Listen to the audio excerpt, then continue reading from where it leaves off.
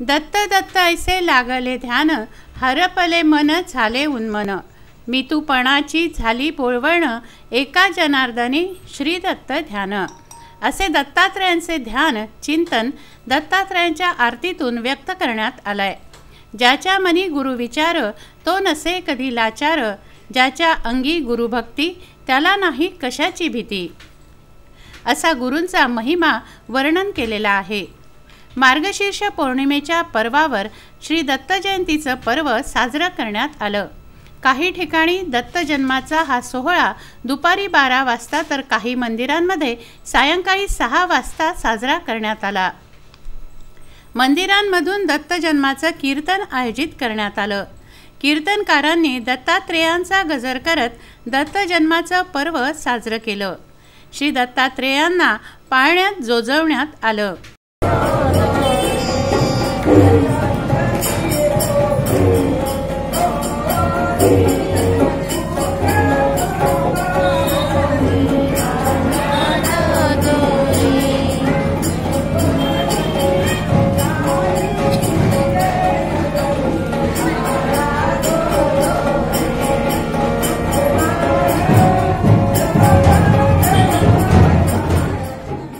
दिगंबरा दिगंबरा असा एकच जय जयकार झाला.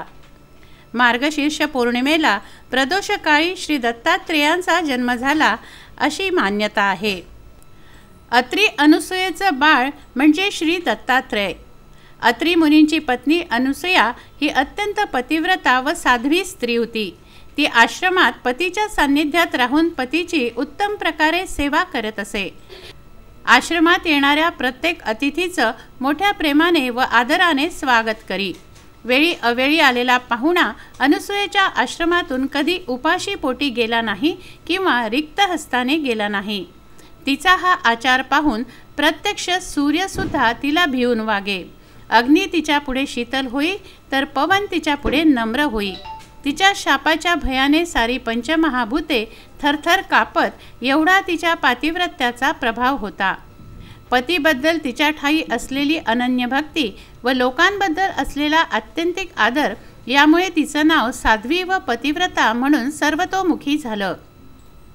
ही वार्ता नारद मुनींच्या सुद्धा कानावर गेल्याशिवाय राहिली नाही. नारदांचे नावच मुळी कळीचा नारद. तेव्हा ही वार्ता त्यांनी वैकुंठाला जाऊन लक्ष्मीला सांगितली. पार्वती पुढे अनुसूयेच्या पातिव्रत्याचं गुणगान गायलं व ब्रह्मदेवाची पत्नी सावित्री पुढे तिच्या आदरातिथ्याविषयी धन्योद्गार काढले. तेव्हा साहजिकच त्यांना या अनसूयेबद्दल मत्सर वाटू लागला. ही अनुसूया या किंचित मानव व आपण देवी. तेव्हा या अनुसूयेचं वर्चस्व आपणावर उपयोगी नाही. तेव्हा हिचं सत्वहरण करावं असा विचार त्यांच्या मनात आला आणि हा विचार त्यांनी आपापल्या पतींजवळ बोलून दाखवला. तेव्हा त्रैमूर्ती क्रोधाने संतप्त झाल्या आणि म्हणाल्या, ती पतिव्रता कशी आहे ते आम्ही पाहतो व तिचा व्रतभंग आम्ही जरूर करतो. अशी प्रतिज्ञा करून ते तिघे मिळून मृत्यूलोकात आले. शुभ्र धोतर अंगावर उपरणे, यज्ञोपवीत, हातात कमंडलू अशा थाटात ते अत्रिमुनींच्या आश्रमात आले. आश्रमात आलेले ब्राह्मण अतिथी पाहून अनुसूयेने त्यांना मोठ्या आदराने बसावयास आसन दिलं. तेव्हा ते म्हणाले की आम्ही लांबून आलो असून तुझे सुंदर स्वरूप पाहून आम्हास इच्छा झाली आहे की तू नग्न होऊन आम्हास अन्न वाढावे.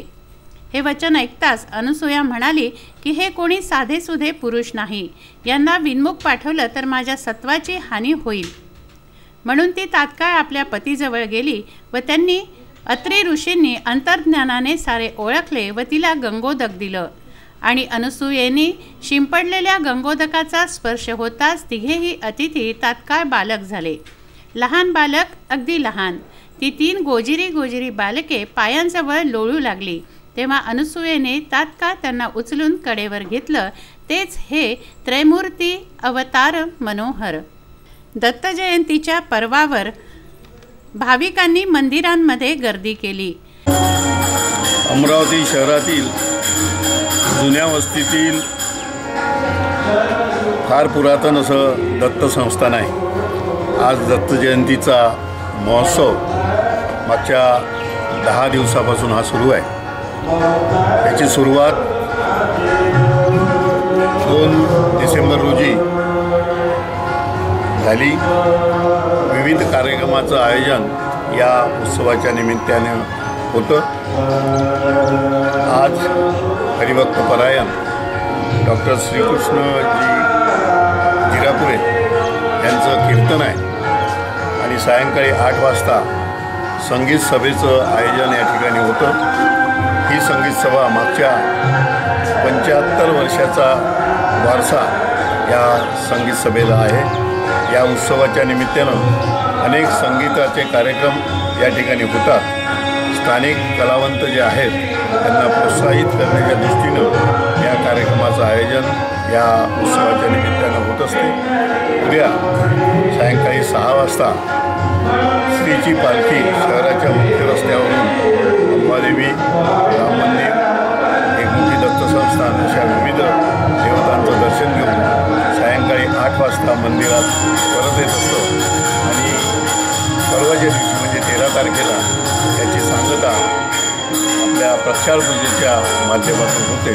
असा हा उत्सव एकंदर सर्व भाविकांच्या सहकार्याने चांगल्या पद्धतीने संपन्न होतो।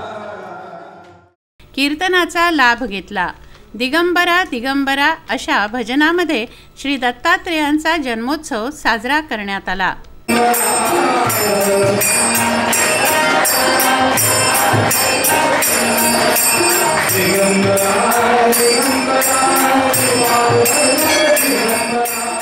श्री दत्तात्रेयांचे चरणी विदर्भ न्यूज चॅनेल परिवाराचे शतशत नमन।